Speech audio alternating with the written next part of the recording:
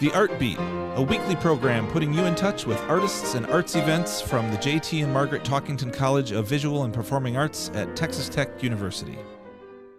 Hello and welcome to the Art Beat on KLZK FM. I'm your host, Peter Martens. Good to be with you this weekend, coming to you from the Talkington College of Visual and Performing Arts at Texas Tech University.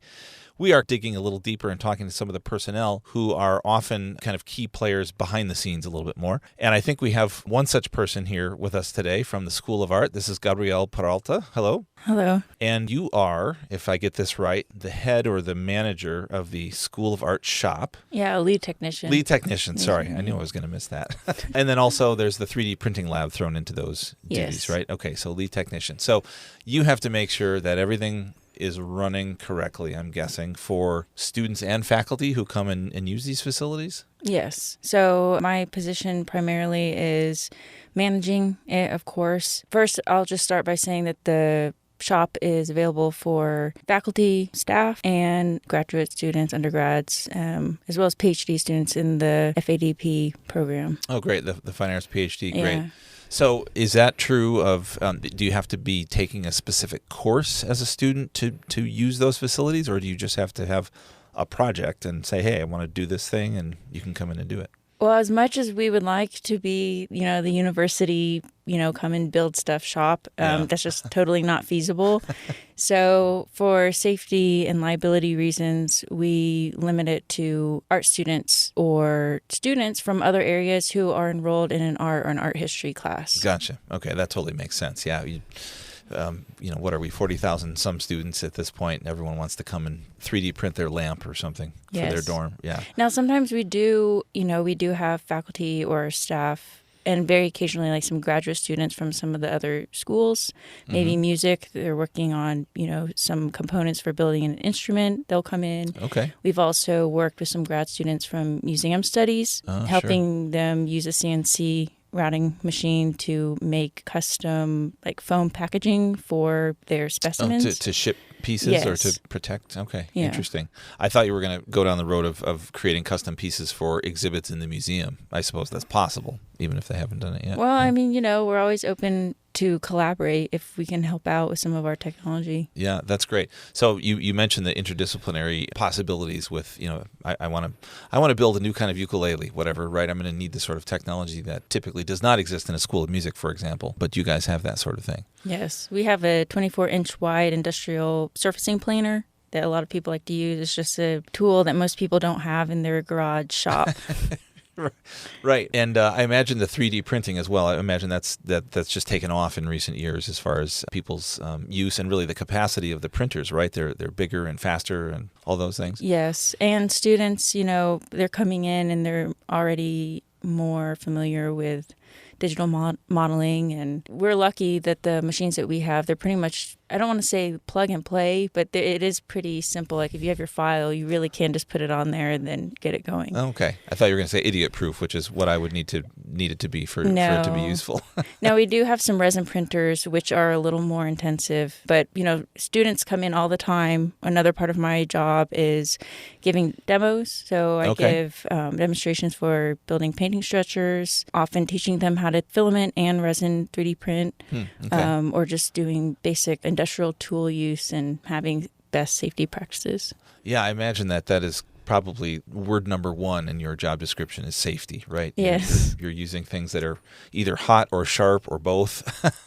Yes. Or moving, hard and moving parts. Fast speeds. Yeah, interesting. So you mentioned the 3D printing filament and resin. I'm guessing filament is the plastic that maybe a lot of us think of when we think of 3D printing. Is that Yes, is that it's correct? spools of filament. Okay. Primarily PLA, just because the fumes are not as toxic as things like PETG, or there's also some really cool filaments out there that are very flexible, rubbery, silicone. Oh, okay. So it's not just plastic. It can be anything in the spectrum of rubber, silicone, plastics, all sorts of different things. Okay. How is that different than resin? Like what's resin?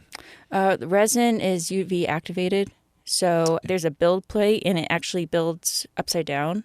So it dips into the tray of resin and then UV light gets shot into like a specific pattern, and then it activates and hardens it. Semi-hardens it. It prints it so that when you take it out, you immediately need to put it in an alcohol bath, wash off the resin that didn't firm up, Okay. and then you put it in this very space age looking microwave like cabinet, and then you cure it for about half an hour. Okay. Yeah. It kind of sounds like what they used to fill teeth, right? It's like a It dentist is. thing? It Okay. is. It's Formlabs is what we have. So Oh, okay. it's definitely used in the dental industry. Interesting. Okay. So those are two types of printers. Now, I know that the School of Art also has some really, to me, crazy sounding things like 3D printers that use ceramics and that sort of thing. Is that in this art shop facility, or is that more specific to the ceramics area? That is across the hall in the Okay. ceramics area. Gotcha. Okay. Yes, and I have seen it. It's quite a bit larger. Can handle up to, I believe, I've seen up to like half-inch extrusions Okay. Of of clay Clay, yeah. mixtures. There we go. Different kinds, porcelain, all kinds of clay bodies. Interesting. Well, at least you don't have to be an expert in that, right? Yes. You have to be an expert in all the other things. So we were talking a little bit beforehand that one of the standard materials, we're talking about 3D printing a lot, but in the shop is wood, right? And I've seen some things that have come out of that shop that I'm frankly amazed that we can do these things with wood now. What sort of tools do you have there now that are, I don't know, kind of on the cutting edge of woodworking, I guess? Well, actually, funnily enough, it's maybe not cutting edge. It's something, though, that a lot of people have gotten rid of because they think that they're obsolete. But we have two very large industrial lathes. Okay. And one like mini one. So students are often surprised that we have these big machines where you can brew up a piece of wood and then carve spindles, you bowls, turn a spindle or whatever. Interesting. Okay, so a little older tech that students are like, oh wow, I can do this. Yes, but we do have 2 laser cutters, and then we have specifically for the woodworking side of things 2 saw-stop table saws, several band saws. What else? Belt sanders. I mean, a whole host. You mentioned the of planer handheld. before, I think. Yes. Right? Yeah. Okay. And I've Miter seen. saw. Okay. Good basics, Yeah. And I've seen some what I would describe as wood burning, but it obviously is kind of computerized, stencil driven or something like that. Is that a specific wood tool, or is that a? That would probably be the laser cutters. Oh, okay. That the laser cutters can cut, but they can also draw on. Yes. I guess. So it can cut up to a 1/4 inch thick of wood or acrylic sheet. Okay. It can also cut and etch leather, cardboard, paper. Okay, etching It cuts is paper. Paper's too thin to be etched or okay. engraved. Interesting. Yeah, I guess that would be a real challenge. I've never thought about etching paper. Yeah. So we do have printmaking students who come in and they will engrave things for printing, like their printing blocks. And then sometimes jewelry students will come in with metal that they have spray painted onto this top surface, and then it will etch out their design, and then they go and they do a whole acid bath process with it. Wow. Okay. So it sounds like you serve, I guess, studio art or applied artists from really across the entire spectrum of what is being created in the School of Art. Yes. Interesting. Maybe not photography, but photo students will sometimes come in to maybe do frames. Oh, okay, sure. Practical things like frames. Yeah. Well, if they start dipping their toe into more like installation type of work, definitely maybe still display items, but people make props and all sorts of stuff that might go into the broad definition of a MFA for photography. Sure. Okay. Yeah. You. I think you're mentioning the idea of mixed media, which seems to be fairly popular now. I know some of our faculty engage in that, and where there might be something that is kind of traditionally painted or whatever, but then there are these other components, I guess, or pieces of the objects, or something, as you say, that is used in more of a kind of performance art way that people can come in and do those sorts of things with you as well, I guess. Yes. Okay. Interesting. So what's a project you can think of recently that came out of there that was surprising, either in a good way or maybe a bad way?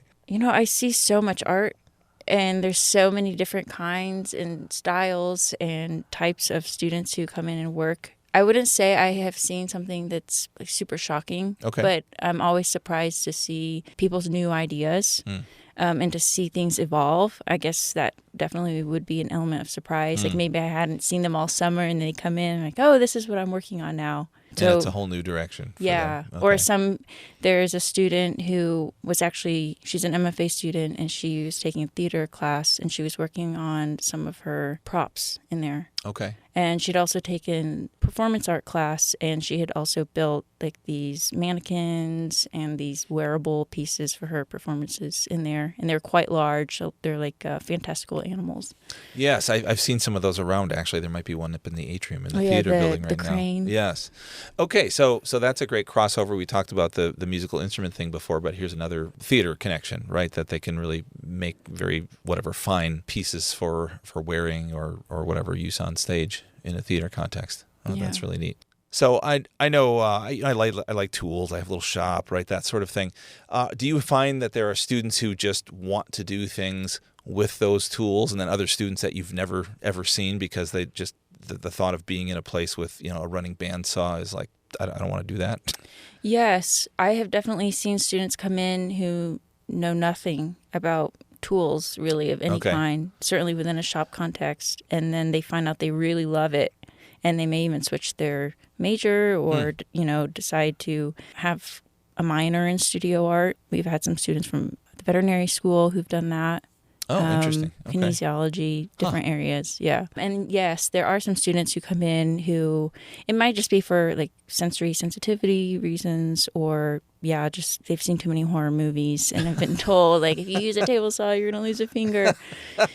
So for those people, for me, that just comes down to taking a different approach with teaching them. That's like demonstrating a lot of things and then trying to empower them to take small steps to do it themselves. Yeah, that sounds great. And I suspect that the people you have to watch most closely maybe are those that come in thinking they know everything about the equipment. Yes, very much so. Well, I understand there's a perfect safety record, at least in working memory here in the art shop. So congrats on continuing that and not having any mishaps in the shop. On the 3D printing side, then switching back to that, are those in the same facility, and are these both in the 3D annex as we call it of the School of Art, or are they in the School of Art itself? Like, are they housed in the annex? Right. Yes, they are. Okay, so they are all over in the 3D annex.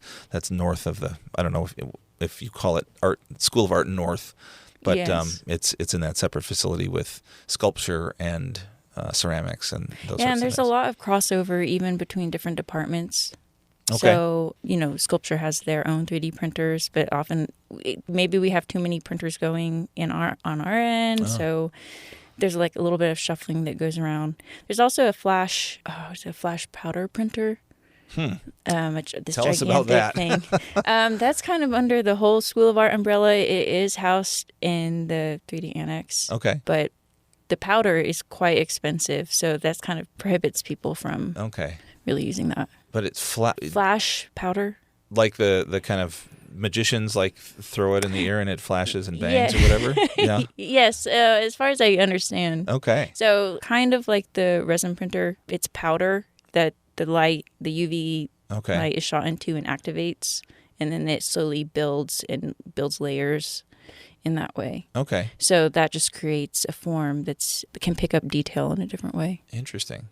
And are these objects, forgive my ignorance here, are these objects meant to be permanent, or are they meant to they're very blow up permanent. Or something? No, it's not like actual flash powder. It's like a UV reactive powder. Okay. But it flashes it. That's why it's called like a flash. Oh, okay. All right. Sorry. Let me retract my thinking here. We got gunpowder cooking up in the thing. That's of course what I was envisioning. I'm like, ooh, that's really exciting. Talk about performance art. You're building these cool things that are then meant to blow up spontaneously. No. Okay. Good. Forget.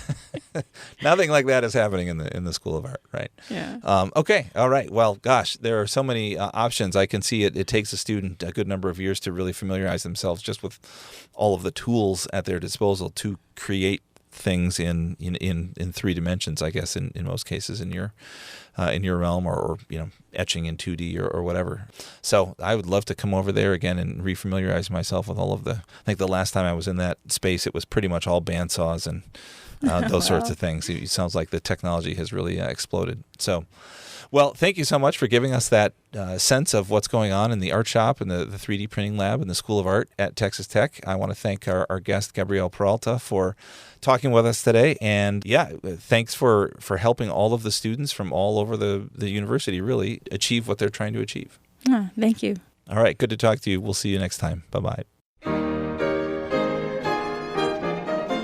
The Art Beat a weekly program putting you in touch with artists and arts events from the J.T. and Margaret Talkington College of Visual and Performing Arts at Texas Tech University.